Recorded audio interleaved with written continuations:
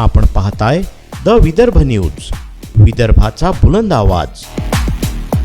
चालकाच्या रीलच्या नादात बस उलटल्याचा धक्कादायक प्रकार समृद्धी महामार्गावर दिसून आला। समृद्धी महामार्गावर ट्रॅव्हल्स चालविताना बस चालक व वाहक एवढे गुंग झाले की बस उलटली। या अपघातात 2 वर्षाच्या चिमुकल्याचा जागीच मृत्यू झाला तर 17 प्रवासी जखमी झाले आहेत। समृद्धी महामार्गावरून ट्रॅव्हल्स चालवित असताना चालक आणि वाहक रील बनवू लागले। या सुमारास उतारावर चालकाचं बसवरील नियंत्रण सुटलं आणि ती उलटली। या भीषण अपघातात एका 2 वर्षीय बालकाचा मृत्यू झाला तर 17 प्रवासी गंभीर जखमी झाले आहेत। मेहकर तालुक्यातील फरदापूर टोलनाक्याजवळ रविवारी पहाटे धावत्या बसमध्ये रील बनवून प्रवाशांचा जीव धोक्यात घालणारे चालक आणि वाहक आता फरार झाले आहेत। पियुष राठोड असे मृत बालकाचे नाव असून पनवेल येथून MH29 BE 3233 क्रमांकाची ट्रॅव्हल्स रात्री समृद्धी महामार्गाने नागपूरकडे निघाली होती। रविवारी पहाटे 3 वाजता ट्रॅव्हल्सचा चालक बदलला। हा चालक ट्रॅव्हल्स चालवित असताना मोबाईलवर गाणे लावून रील बनवत होता। वाहक देखील रीलमध्ये सहभागी झाला। याच दरम्यान 5:45 वाजताच्या सुमारास फरदापूर टोलनाक्याजवळील उतारावर चालकाचं नियंत्रण सुटलं आणि एकदम ब्रेक मारल्यामुळे ट्रॅव्हल्स उलटली।